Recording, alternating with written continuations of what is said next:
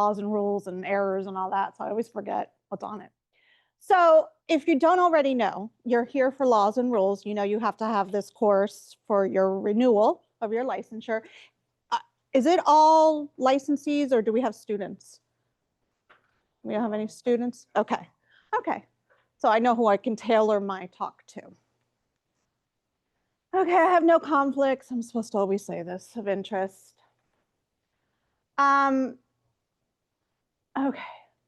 So what I'm going to do is I'm going to talk about Florida-specific statutes and rules. I'm not going to review CLIA. I think everyone understands what CLIA is. CLIA is the federal law that, oh, I thought you had a question. If you have a question, just raise your hand or just shout it out. I'm happy to answer anything.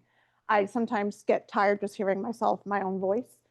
So CLIA, for those of you, well, everyone should know about CLIA. It is the federal law that governs how we run our clinical laboratories.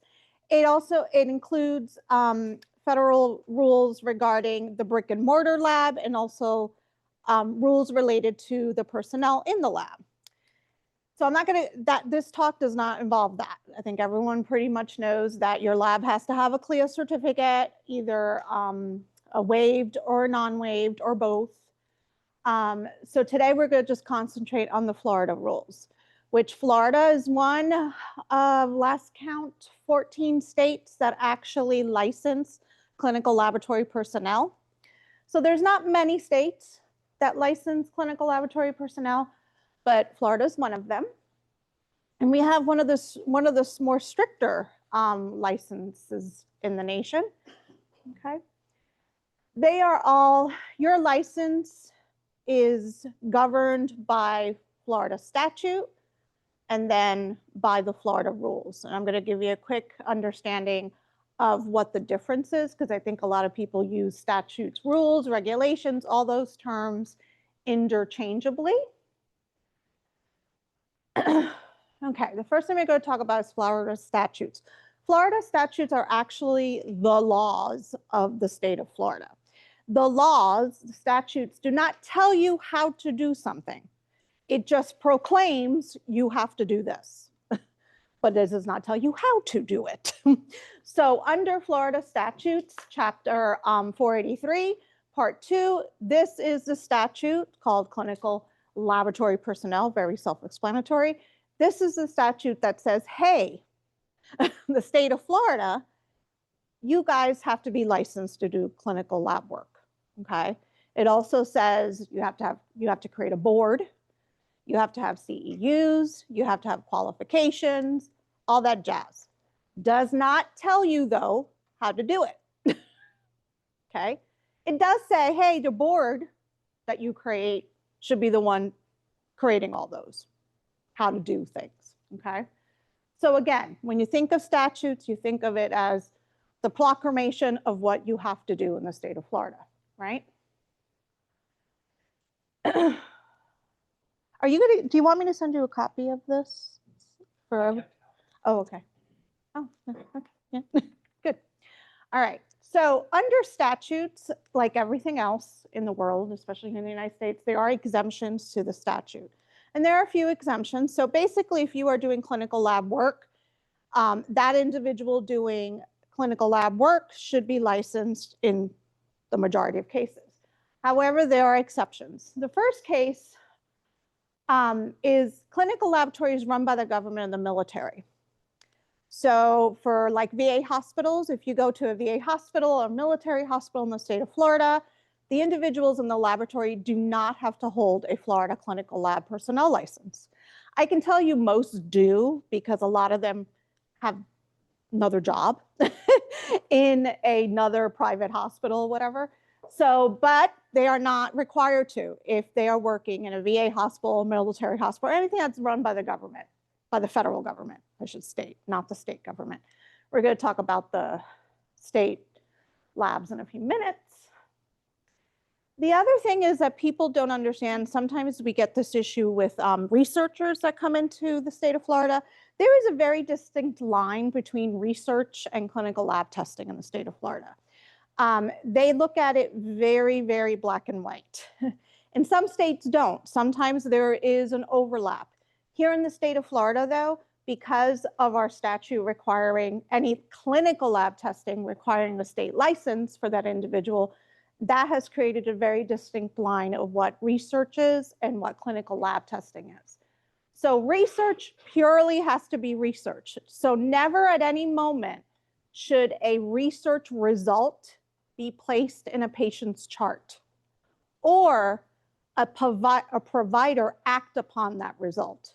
The minute that happens, the person putting out that result should have a Florida clinical lab license, because under the state of Florida, then you are no longer doing research, you are doing clinical lab work. Okay, so that is a very distinct line. And it does come up sometimes to the board where individuals who work in research laboratories, and we have many in the state of Florida, as you know, usually associated with big universities, that experience that they may have gained in the research laboratory does not qualify towards getting a clinical lab license. Okay, because under the state of Florida rules, research and clinical lab testing are very distinct. So again, the minute you put a result in a patient's chart or a provider acts upon a result, that is considered clinical lab testing in the state of Florida. You are no longer doing research. So those individuals must hold a clinical lab license. Respiratory therapists, just by their scope of practice and their own state of Florida license, they can run moderately complex blood gases. We all have them in our hospitals, okay? So, and they actually can do any alternate site testing, which we're gonna talk about briefly. So basically they can run epochs, istats, novas, all that, not just blood gases. And that is under what used to be called the alternate site rule, but now it's the lab and radiology and ancillary rule under ACA. All right, and of course, our advanced practice registered nurses who perform provider-performed microscopy don't have to hold a clinical lab license, but it is under their PPM. So if they hold a PPM under CLIA, they can do it without a clinical lab license here in the state of Florida. Any questions so far? So those are exemptions. Okay. This other big exemption really doesn't, there's not many of these left. Basically what this says is if you have a medical practice and you are only testing on your patients, those people who are doing the testing do not have to hold a clinical lab license. Okay. This is rare now because there's not a lot of private practices out there. And if they are, there's sometimes multiples. They're in like a group. So what happens is they're not considered this anymore because they might be doing testing for patients in another practice. So you don't see this very often anymore, but that is an exemption. So again, if you have a private practice, it gives you some examples there, and you are only doing testing on your specific patients, the individuals who are performing that test do not have to have a clinical lab license.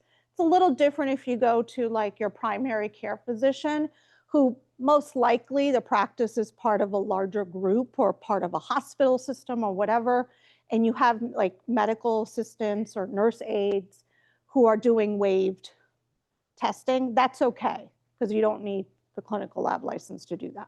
Okay. Any questions about this? Again, it's becoming more rare nowadays because you just don't see private practices anymore. Okay. I'm not going to go through all of this. I'm just showing you what the statutes define. It actually defines when a clinical lab personnel is, right? And you have to remember we have certain levels in our licensure. We have a director level, supervisor level, technologist, and technician. We also, we're kind of unique in the 14 states that license lab people in that we license histotechs also. A lot of the licensure states do not, because if you read CLIA, CLIA doesn't really consider histotechnology a separate discipline. They consider it part of a processing. So, a lot of the other states who license individuals do not license histotechs. Another thing is we do not license phlebotomists or lab assistants here in the state of Florida. My personal opinion is that we should, because phlebotomists are very important and are pre-analytic, because our biggest errors, where do they come from? The pre-analytic state. So I've always been a big proponent of licensure for our phlebotomists, okay? The other thing that the statute says, like I said before, says you have to have a board set up. The board is responsible for taking the edicts in the statute and making up the rules that go along with it. The rules will tell you how to do what the statute's telling you you have to do, okay? The board of clinical lab personnel is made up of 7 individuals, and these are the 7 individuals that should make up the board. I can tell you currently we only have 3. We have a quorum.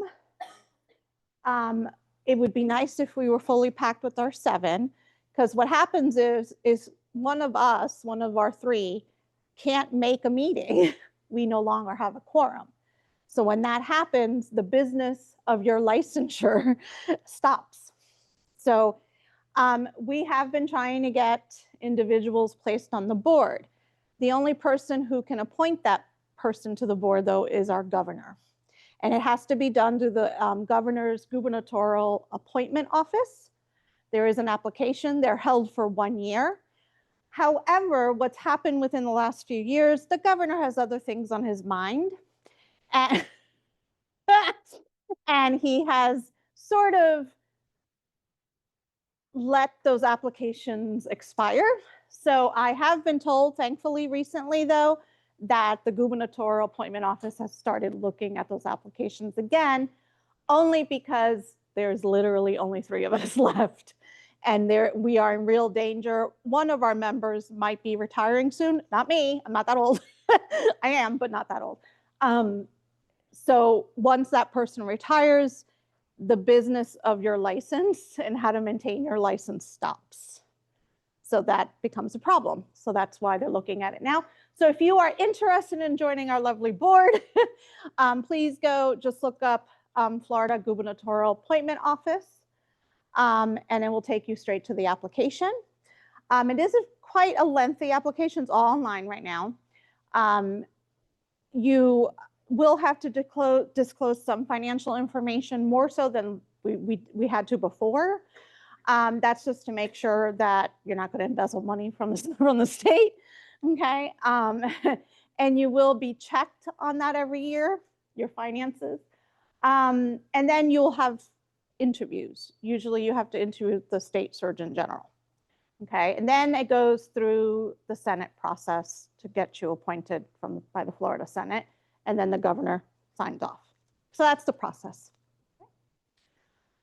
You'll notice that 2 of the individuals on the board are citizens of the state. They have nothing to do with our industry. So they are not related to the laboratory at all. And that's a good thing, because they're there to watch that we don't do something that's detrimental to the citizens of the state of Florida. So you want those 2 consumer seats.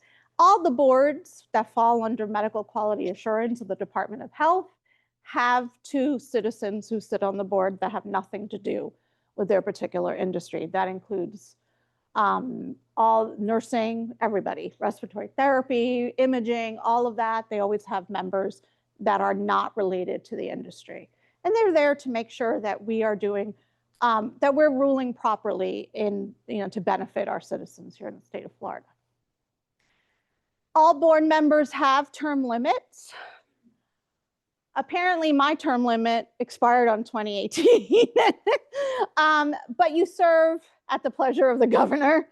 So they automatically extend your term until you are replaced or you request to leave for various reasons. Any questions about the board? Did you know they existed? Okay. You'll be surprised how many people don't know that there's a board that actually handles all the work related to your license. And the most important work is the creation of rules, okay? And those rules tell you how to practice in the state of Florida. So I just went through all of this. So we do ratify all the licenses. So when you renew your license in August, the board right shortly after that will sign off on it. Without the board signing off on it, that license renewal technically is not valid until we ratify it. Okay. We actually ratify the licenses at every single meeting. So we're pretty caught up in those individuals that have come into the state or new students that have just graduated and obtained their license. So we ratify licenses at every meeting. But again, without that ratification, your license does not renew. Okay. We also are responsible for designating the national certifications that you have to take in order to qualify for a license here in the state of Florida. We actually approve the training program. So every training program that trains anybody in the state of Florida must hold a clinical training program licensure from the state of Florida. Okay, that's for any program, even the ones outside of state. If they have clinical affiliations with the hospital in the state of Florida, they still have to hold that license. Okay, and at the same time, my computer's turned on, so I have. We approve curriculum related to those programs. Now, I can tell you the rules now have gotten a little simpler, where if you have a NACLS accredited program, we usually just give you an automatic stamp of approval. But we still have programs out there that are not NACLS approved, not many left anymore. And those have to be renewed every 2 years, like your license. So we have to go through that curriculum review every few years.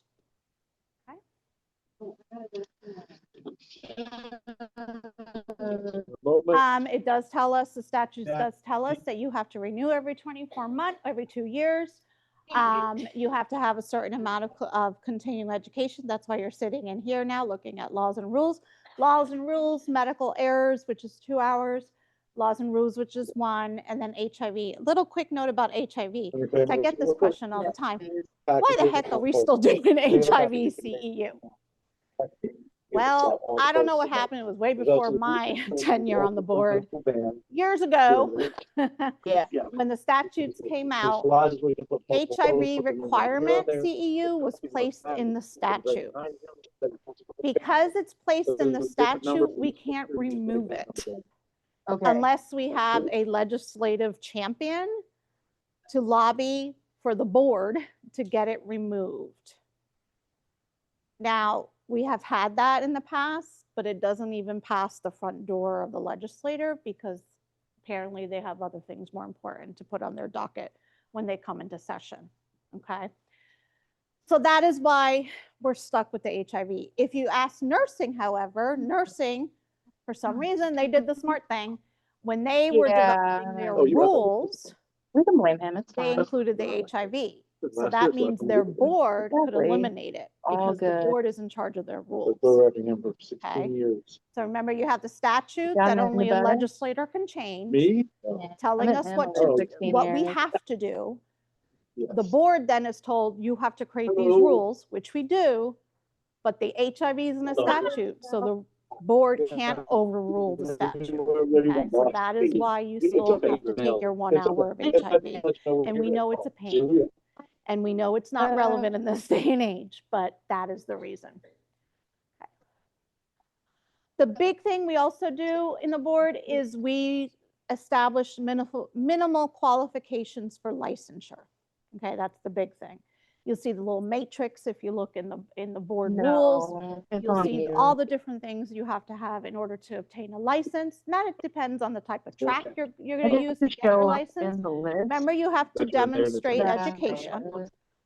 You have to demonstrate your certification, and you have to demonstrate experience. So those are the 3 pillars: education, certification, and experience. Now you ask yourself, what about students that just graduated? If you go through a ClinLab program of some kind, that replaces the experience, right? Okay. So this is the most popular kind of poor individual who just went through their program is not going to have experience. But if you can prove that you've graduated from a Florida board approved program, that counts for your experience. Now, for individuals coming from other states, they can use that experience to qualify for a license here in the state of Florida. We do have a list of acceptable national certifications. Years ago, the state of Florida had its own state boards. That was taken away in 1994. I know because I was the last class that sat for that Florida board, and I am still bitter about it because 1 month after I took my Florida boards, they came out saying, "Oh, you don't have to do those anymore." I'm like, so that's how come I know the date, 1994. So you don't have to do those anymore, but you still have to pass your national certification exam, and you have to prove your education. Now, one thing that is interesting, CLIA had a major upgrade of their license, of their personnel qualifications back in December of last year. It was one of the first major upgrades that CLIA has had in a long time. And we laughed in the board because they actually made theirs mirror ours that we've had for decades. Now, whenever state has a separate rule or statute that mirrors a federal statute, those statutes or rules have to be equal than or more than the federal law. So all of our rules have to be more than the CLIA. So we always were stricter in what the education qualifications were than CLIA was. Now CLIA has caught up. So now we're in line, but now we're looking at it going, well, maybe we're making it too easy. So we have to go back. We are changing some of our qualifications again. We never allowed physics. CLIA allowed physics as a pathway for your education part of qualification. We never allowed that in the state of Florida. We never allowed things like geology. And I can tell you that your national certification exam entities allow them. So for example, we had an applicant who presented to the board 5 times. He had a geology degree. He was extremely intelligent. He basically read a chemistry book and passed the AACP chemistry exam with a geology. Okay. And AACP allowed, so just because you have an AACP, AAMT, AABB, ABB, and ABB, doesn't mean that they will not allow you to sit for them. They do not mirror CLIA and they do not mirror the state of Florida. Okay. And another big thing that I think a lot of people forget about the board is that we are a disciplinary and judicial body. We actually have a probable cause board. So I sit on that. So we can remove your license if you violate any of the rules of the state of Florida. Okay. We can actually advise and recommend criminal action against you. Okay. So it is a judicial body. So if you sit on one of our board meetings where it's in person, we only have in-person meetings when there is a disciplinary action being presented. If you were to sit at that board meeting, the public is invited, you will see that in action. We do have a person who swears in the person. We have a prosecutor from the state. We have our own board counsel that works for the state. We are considered a judicial body. All right, so keep that in mind. Okay, so we talked about the statutes. Now we're going to switch gears a little bit. We really did talk a lot about the rules also, but our rules, or the part of the laws that tell you how to do things, you find in Division 64B3, which designates the Board of Clinical Laboratory Personnel. And this is where you find everything you want to know about how you qualify for a license in the state of Florida. Okay. My time. Just going to go through and highlight all the rules. There's not many. Don't freak out. I got 30 more minutes. The first one's just a definition types rules, just basically telling you that you have to have an address with us. Little note about that. We have a lot of issues with people not updating their home addresses. So please, under MQA, where you go to renew your license, please change your address if you've moved. Make sure it's all current. The other piece that people forget to do that has created issues in the past is your practice address. Okay, so where you actually perform testing, you have to update the address. Okay, it creates issues. If you move, don't forget not just your home address, but your practice address. Okay, and you can do that in your MQA account, where the same place you renew. 1.008 again is just telling us how often we have to have board meetings. We have to have board meetings at least quarterly. We could have ad hoc if there was a serious situation. That's a very rare thing. If there is disciplinary action, that board meeting must be in person. Our next one in person is slated for next year in Tampa. We have another one coming up in November, but we don't think we're going to have disciplinary action, so that will be a call. Now, if you attend an in-person meeting, that counts as your laws and rules. Like, it's surprising people about that. That's why when you come to the in-person meeting, they have you sign in and put your license, because that will count for your laws and rules automatically, because you are actually seeing the board in action. It's very entertaining. It's even more entertaining when we have to hire a policeman to sit there sometimes. Yeah, they're fun. I'm the chair, by the way, if you haven't figured it out. Okay. All right.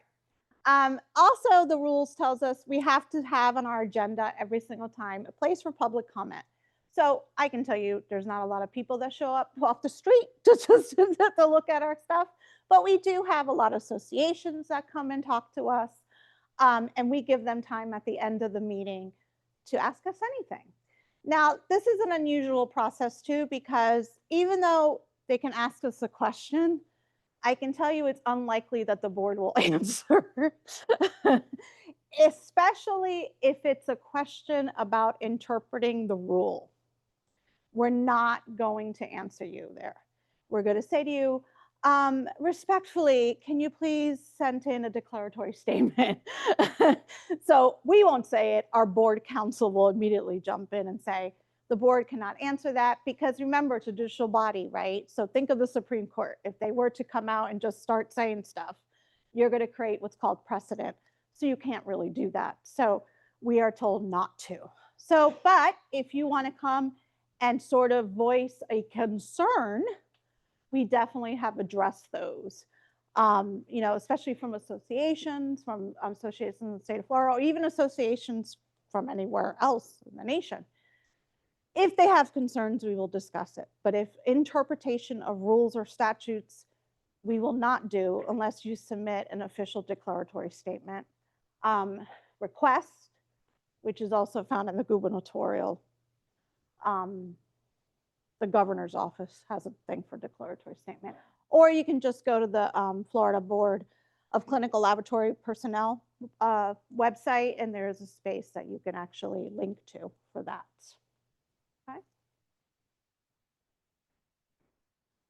Okay, it talks about probable cause. I kind of alluded to this. There is a separate meeting that only I attend with one other individual from the state, a citizen from the state, and we sit on a probable cause. So what that is a prosecutor will present evidence against a person related to their licensure. They have violated part of the statute, and obviously in turn, many of the rules. So we hear the evidence, and then we say we either approve or not approve for prosecutor's office to go ahead and prosecute that person. And then that person will have to present to the board, and the board in full will have to decide what will be done to that person's licensure. It can be fines, and it can be revocation of your license. It can be suspensions. And then we can also say, we recommend that there's criminal action here and this needs to go. It usually is recommended in probable cause, but a board itself can do that. So, judicial body. The next 2.002 is actually defining the different levels. So we have director, supervisor, technologist, and technician. Everyone asks me about director, like what is a director?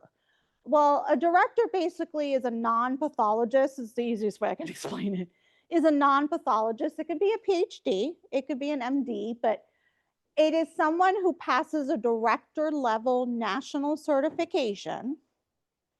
They have the appropriate experience and the appropriate education. They can qualify as a director. Now, what that director level supervisor, that director level license gives them is that they can get their name on their CLIA. Okay.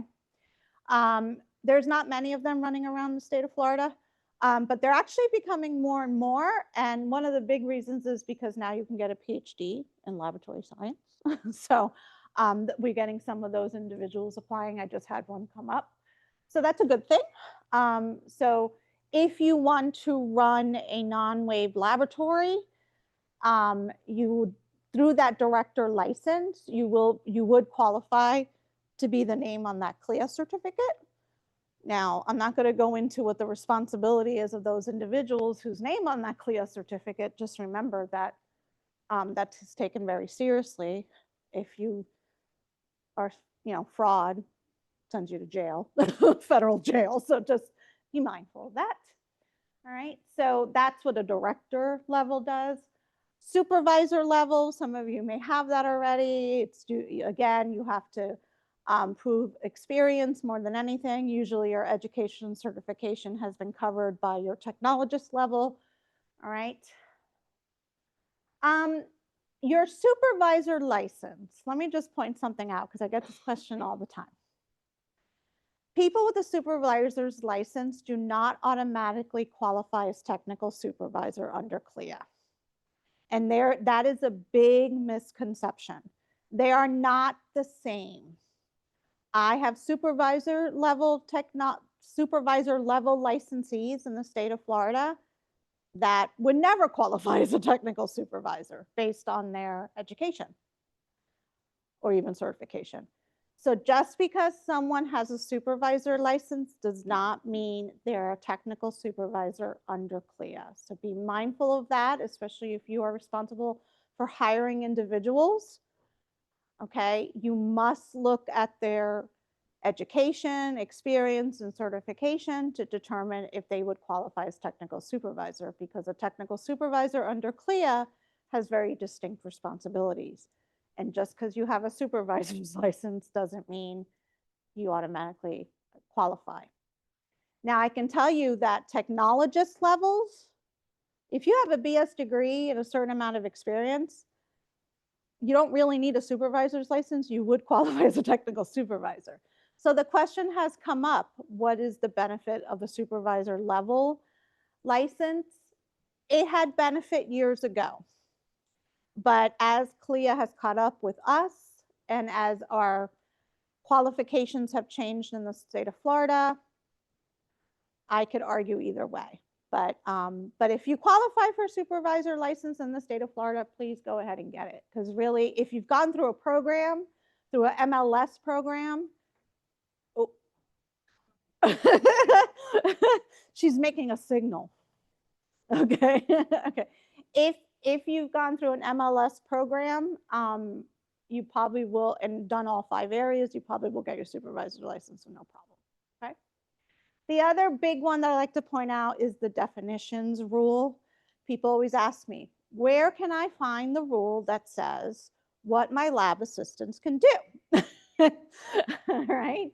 My board, I call it my board, my tenure on the board, we actually sat down and took this rule, which it's the very last paragraph, paragraph 17, and you won't even know it's talking about lab assistants by the title. It's called manual pretesting. That's the title of the paragraph. This is where the state tells you what your lab assistants can do. We actually revised this within the last 5 years in order to put it more aligned to modern techniques in the laboratory. Before, there was a very hard line that lab assistants cannot do anything to initiate the analytical process. Well, I think we all know what our very large robotic automation chemistry analyzers look like. I can tell you that in my lab, the MLS don't even touch the instrument. They just stand in front of a bunch of computers and just stare into space. Okay. But who's actually loading the instrument is who? Our lab assistants, right? Now, one can argue, well, they're initiating the analytic process. They're starting a button that just moves a little thingy. That's what they're doing, right? The analytic process, the instrument is smart enough, well, you hope, is smart enough, the computers are smart enough to determine specimen acceptability, right? So there's no decision made by the lab assistant whether that sample is acceptable or not. It should be the computer, should be the instrument, however it gets done. All right, so we said, so really we have to allow for that now because I'm not going to put my highly paid MLS employees to load instruments, right? We want them to be able to look at graphs and make interpretations of troubleshooting. That's where their education comes into play, and that's where I should use them. So that's why now our lab assistants have been given a little bit more leeway. They can also make slides from a primary specimen. They've actually been able to do that for many years, by the way, but a lot of people don't realize that they can. So we utilize them in hematology to make it, when the few times that manual testing is even done anymore. Usually it's just the instrument doing the diff. They can do slides. They can help in cytology prep to make slides. They even go out with interventional radiology. They even go out and do that. They're trained for FNAs. I mean, we utilize them in a lot of places. Microbiology, they can streak plates from a primary specimen, not from the culture, okay? Because once you grow it, it has its own entity. So we felt, okay, that's a little bit too much. And by the way, when you pull from a culture, you have to kind of know, you have to make decisions where you're pulling it from, right? Lab assistant's not going to be able to do that. But if you're doing it from a primary specimen, there's no really decision point. You just have to know how to streak a plate. So they can do that. We utilize them in the transfusion service, electronic cross matches. The computer's telling you what unit to pull. They don't even have to decide that. All right, so they issue blood. They're allowed to do that because it's all computerized now. And scanning is the key. I, as an inspector for CAP and ABB, if no one scans, that's a problem. Scanning will save us. So scan, scan, scan, okay? So a little note about your lab assistants. So definitely start looking at your lab assistants a little differently and thinking about different ways that they can be utilized. Yes? We at our facility allow them automatically start when they put the assessment on, not actually push the button. Like you're saying, even if there is a start button. I mean, okay? I would, I mean, honestly, I think they all work like that now. Like, I mean, maybe there's like a physical red button that they push. I don't know. It goes back to, you have to look at it from, you have to be able to defend it, right? So if you're saying, this person's not making any decision about the acceptability of this sample other than, you know, the normal specimen processing when they come in, right? When they spin them down, they might be hemolyzed, but other acceptability criteria that that instrument needs to do is going to be done by the instrument, right? And those people sitting in front of the bank of computers, I always walk in, I'm like, what are they doing? They're just staring into space. They're the ones that are going to be like, oh, wait, the line is telling me there's a blip somewhere, okay? The MLS, that's their job to troubleshoot that. So really, the idea is how many decision points does that lab assistant have to do? Really, it has to be sort of, okay, I'm just loading an instrument. No, at any time do they have to make sort of a judgment call. It's the judgment call that's the problem, that you have to look at it. Does that make sense? Okay. That's why computers are very important in these cases, right? Especially like in transfusion, they're not going to decide what unit to give the patient. The computer's going to say, it's either been assigned already or it's a computer cross match. This is where it is, go get it, and that's it. And then you scan, they have to scan everything in, so they're not even, there's no, you know, we're minimizing the transcription error situation. Prior calibrator, prior to the Does the technologist have to get that part and then turn it over Yes. to the lab And- assistant to do the rest? Yeah, anything that involves the maintenance of a line of an instrument, think about what you're trained to do in your programs, right? A lab assistant isn't trained to do calibrations and stuff like that. All of that still has to be done by an MLS or an MLT. Okay, so maintenance, no, they can't touch.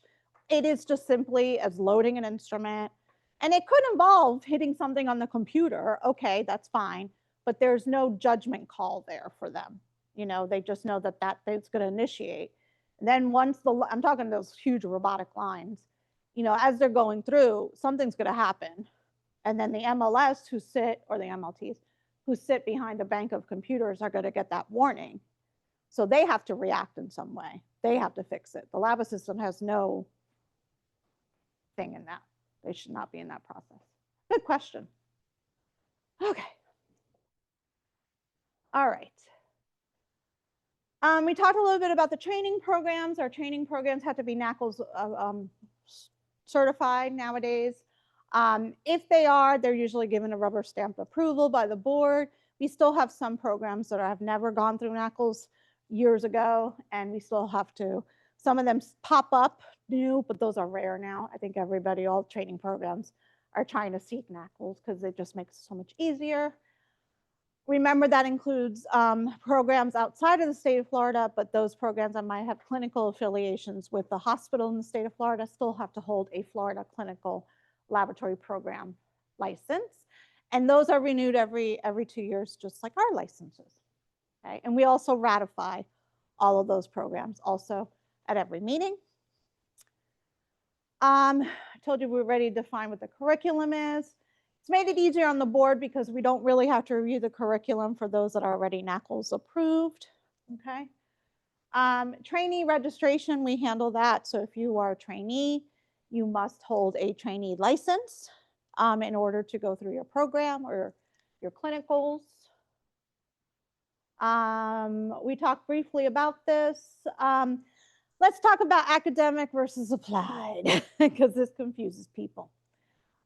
This is something that Florida was actually ahead of CLIA. Now CLIA has caught up as of December. We have never allowed applied sciences to qualify for your education to receive a license in the state of Florida. You're probably thinking, what is the difference? Academic programs, and try to simplify it, are those programs that you take that basically are those general programs, courses that you might take your first or second year. Bio 101, Chem 101, okay? And they're usually attended by the bio majors, nursing, pre-med, anybody in the sciences, we all have to take Bio 101. That is considered an academic science, okay? Applied science are the courses you take in your MLS program. So they're courses that are specific to your profession, okay? Does that help? We get this question a lot because a lot of times people think they qualify through their education and they're short on their academic credits because you have to have certain amount of chemistry, certain amount of bio, all academic chemistry, and then 24 academic science in general, okay? So again, the courses you take in your lab program do not count towards your education. Your program will count, though, towards experience. Because if you are a recent graduate, you have no experience, but you went through a Florida-approved program. Okay. All right, any questions about that? Okay.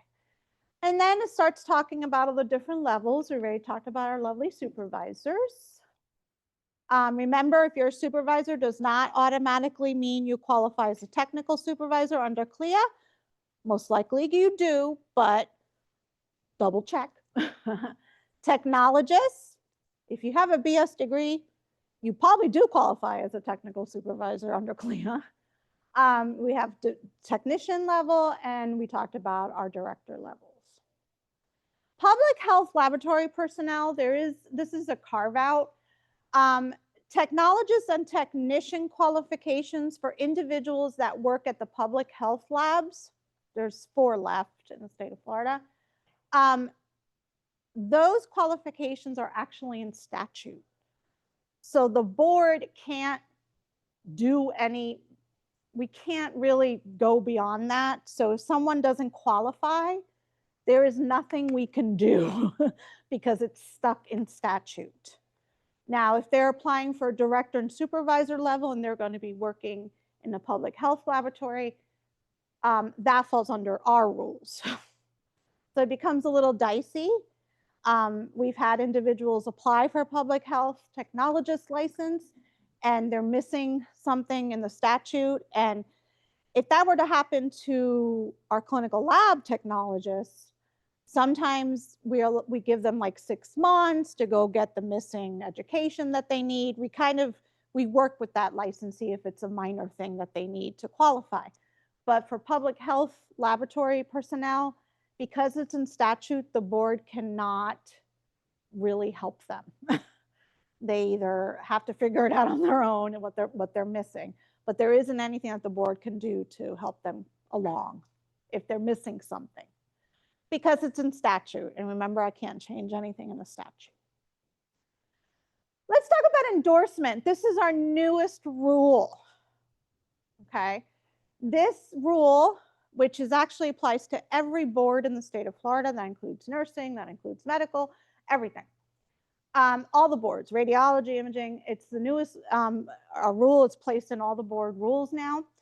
It says if another state in the United States has clinical laboratory personnel licensure, they may automatically qualify for a Florida license. Now, those programs, those license programs have to be equal to or more than the Florida one. Now, I can tell you we have 14 states that license techs. We already have given licenses through endorsement. It started in July. Well, actually started, but it was ratified in July. We actually have put a lot of people through there. And the majority of them come from California and New York. And I can tell you that those 2 states automatically qualify for endorsement. Actually, California's licensure program is more than us, so they're automatic. New York is equal to. However, we have some issues like from Hawaii.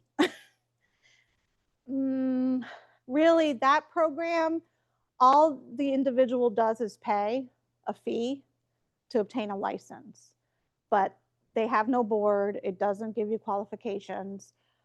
So we have deemed it not equitable to our licensure program. Okay, so that's the board. We have to decide on that. I've already started looking at some of them. So if you have a license in California and New York to practice clinical laboratory, you should automatically get a license in the state of Florida. The other 12 programs we are dissecting. It's really interesting. Okay. Documentation for licensure just tells you what you have to submit to us. Transcripts, everyone knows we have to have either a diploma or transcript to prove your education. Foreign transcripts have to be evaluated by a specific evaluator credentialing vendor, and there's a list on the board office to do that.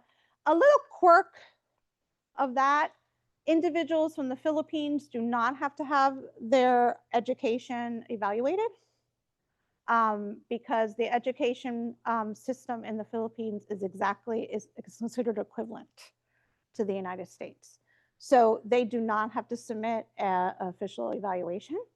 Okay. So if you, yes. No, I love questions. Uh-huh. Yeah. Not have that evaluation transcript from the Philippines, Uh-huh. I would be cited.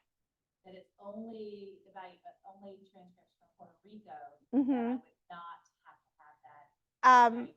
Florida is stricter than CLIA. So one could argue. Now, there's a caveat to that. I wouldn't even consider it CLIA that would demonstrate that. It would be your accreditation entity. because CAP requires that I have PSV to do that. So I would argue that's not really CLIA that's telling me I have to do that. It's CAP. But Florida, it's right there on the website, says we do not have to evaluate Philippine transcripts. But, so CLIA, okay. I know if I have CAP, and I know CAP, but they back off because Florida doesn't require it. So, I mean, it comes up, but we gave them a Florida license. So, yeah. The interpretation of the inspector. I know them well. But yeah, I would argue it would be my accreditation entity that would probably balk at that more than, I mean, CLIA could do a confirmation inspection or a complaint inspection, and they may, I would fight that one though. That's just me, because we're a licensure state. So yeah.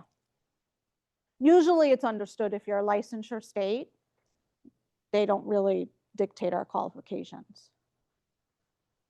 Sometimes, again, it's the inspector. But then I question, so you're going to have this poor person go through the process of sending it in to Joseph Solmy and have it all evaluated. Okay. Okay. I mean, it's up to you. Just telling you what Florida says. All right. Good question, though. Does everybody know that you can change the status of your license? I get this all the time, especially from our individuals who are so blessed to be retired. Linda, I don't want to have to pay for this. Okay, you don't have to. Put it in inactive. You pay a lot less. And if you, for some weird reason, you need to go back to work, it's very easy. Because if you get rid of it and you try to get back into the industry, you're going to have to qualify under the current rules, which you may not. Okay. So I advise those of you who are maybe leaving the state, retiring, we should all be so lucky, go and put in inactive. All right. So if for some reason you have to come back to the state, or you have to start, or you get bored in your retirement, I don't understand how that's even possible, you can reactivate your license pretty easily. And you don't have to qualify under the current rules, which might be stricter than when you first initially got your license, right? Okay. I think I'm almost done. Delinquent license, please renew. Okay, there is a big thing though I need to preface here. This is all just kind of all about, since we're short on time, but I do want to talk about something really important. This is telling us that we have to take medical errors, laws and rules, blah, blah, blah. Okay.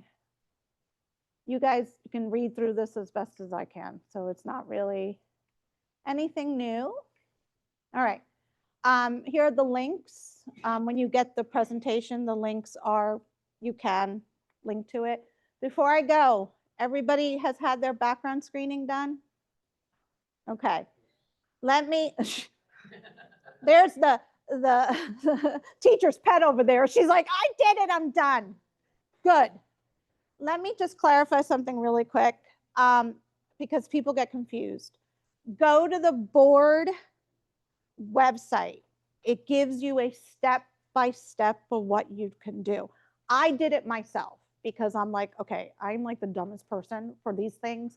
I am not going to get this right. It is dumb proof. Okay. They assume you don't know what you're doing. It's great. All right. You have to get your fingerprints done by a vendor on the list. Okay. So that's the first step. You have to go with a little code that the website will give you to the fingerprint people. Okay. You go in there, you put your little hand on there. It's electronic. It's not ink anymore. Went on the 1940s. Okay. Then they take that with the little code you give them, and then they send it to the FBI. The FBI searches all the databases in the United States to see if you've done anything bad. okay? They need that code because when the FBI gets your results, that code will tell them where to send it to. They're going to send it to what's called the Florida Clearinghouse. And that is where your fingerprint and the background screening results are stored. You will set up an account for that clearinghouse through, if you just go step by step. Okay, there's a section there also that says, are you allowing the board access to results? If you put no, then you're not going to be able to renew your license. So make sure you're answering yes to that question because the board has to know if you're cleared. Do not wait till the last minute because every single healthcare practitioner in the state of Florida has to do this. Your license renewal opens 90 days before expiration. Do not wait 90 days. Do it now. And there's fingerprint vendors everywhere. There's one near my house that it's the UPS store. I'm like, okay. So there's two parts to it. You got fingerprints and then get sent to background screening. And those take that takes a while. And they're not going to hurry it up. Oh, question? Oh, I thought you were telling me. Stop. Yeah. No, there's no stupid question. Yes. Uh-huh. Yes. No. First of all, go to the clearinghouse. It's going to link you to the clearinghouse, the steps, okay? Because this is what happened to me. I go in there, I'm thinking, I've had a background screen, a level 2 background screen. It's called level 2, which is where the FBI gets involved. I don't remember the last time I did it. So I didn't think there was anything in there. So I go in, I'm thinking I'm going to set up my account in the clearinghouse, and it says, hey, I know you. And I'm like, what? I'm like, okay. So I go in there, and there's my face. It was like a mugshot. And no, I didn't get arrested. So I was like, I think it was my TSA. But the problem with that is you're supposed to give them the code for them to know to send it back to this clearinghouse. Now, maybe the TSA person was smart enough because I'm in Florida. They probably just checked something and said, well, this needs to go back to, and it turns out it was my TSA. But they're telling me that doesn't happen unless you give them the code. So you're going to have to create an account anyway, so you'll know if you're in there. And those results are good for 5 years. And then they give you an option to pay, I think it's $45 to keep it for another 5 years. But I think they only allow you once to renew because 10 years you could do a crime somewhere, I guess. So you'll have to, they're not going to let you keep going with the same fingerprints. Okay. That's a good question. Oh, yes. Ooh, I think her hand was up first. Sorry.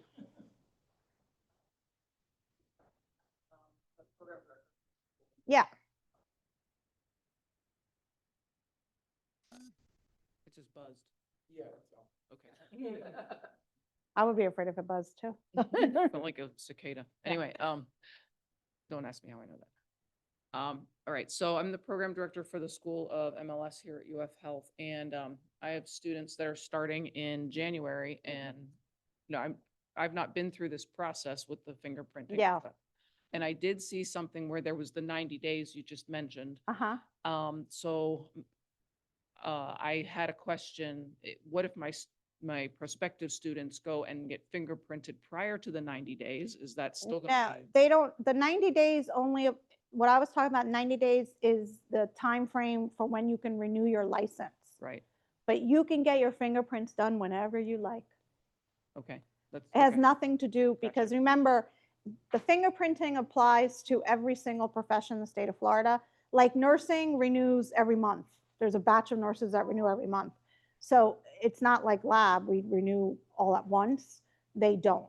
So it is not dependent on the 90-day. I can't renew ahead of that 90 days, but I can get my screening done way before that. Gotcha. Okay. Yeah. And the students, we advise to get it done as quick as possible because there has been delays. Gotcha. And it's not the state's responsibility to go after those results.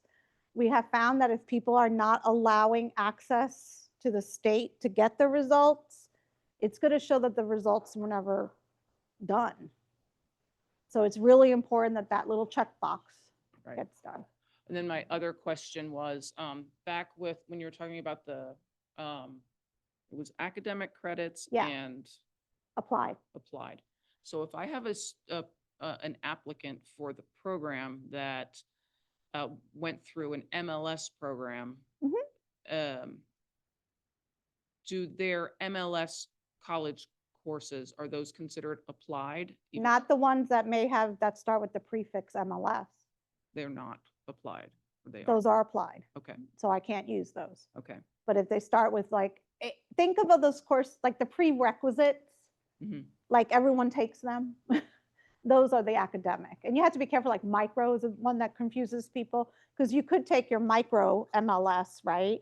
But if you're taking like a micro for the pre-med people or the bio people, that's the academic one. Okay, thank you. Good question. Your question? You probably already answered it because Oh. I had a similar one to Oh, we OG. But rather than TSA, I have direct clerk to the FBI. There has to be in the clearinghouse. Oh, Yeah. I mean, good for you. Sounds fancy. You make it, maybe you can ask them to put it in the clearinghouse. Now, remember, they're only good for 5 years. So I don't know when you got it done, but they do allow one renewal. And then after that, they're like, no, because you could have done something in 10 years. By the way, there's nothing that a hospital HR department can do if something comes back negative on your screening background. Because I'm already, oh, my HR department's going to fight that. No. You will not, the system will not allow you to renew. You should get some notification as soon as there's a negative issue or there's a big old flag on your record. You should get some notifications way before, as soon as they discover that. And then the board doesn't know this until the computer system checks and it says, I can't allow you to renew. All right. And there's nothing in statute that will allow a hospital to bypass that. So just keep that in mind because people are already hearing, my HR department's going to fight this.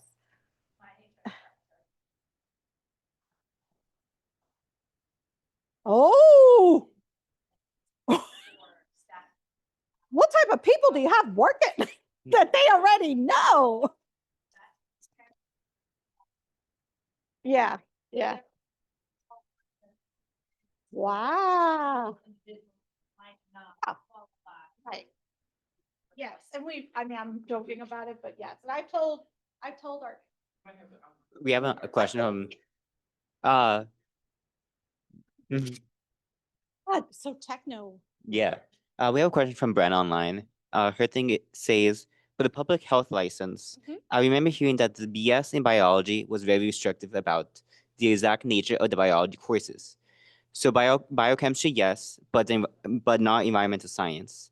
Will you agree with that assessment for the people who are BS applying for a public health license? I don't have the statute in front of me, but I think the same applies with the academic versus applied. And it's real, I can't really make that determination based on that question. I would have to look at the transcript of the individual to be able to consult on that. Okay. Yeah, sorry. My politically correct answer. Any other questions? Not yet, yeah. Oh, okay. I won't let you leave without it. Oh, God, that's exciting. Oh, thank you. Everybody. All right. A round of applause. Oh. There's another question online. Okay. What? I mean, It's red. that's the only. Is there a different one? Oh. Okay. All right. All right, thank you, Linda, for a great required presentation. And thank you to everyone for joining us tonight in person and virtually. Once again, thank you, Matt and Diasworn for your support for the JAM community. Our next meeting will be Tuesday, November 4 at Mayo, and the presentation title is the Applied Research Program at Anastasia Mosquito Control District, St. Johns County, Florida. This will be presented by Dr. Whitney Qualls. And of course, for more information on the rest of the schedule, please look online. Thank you guys so much. See you next month.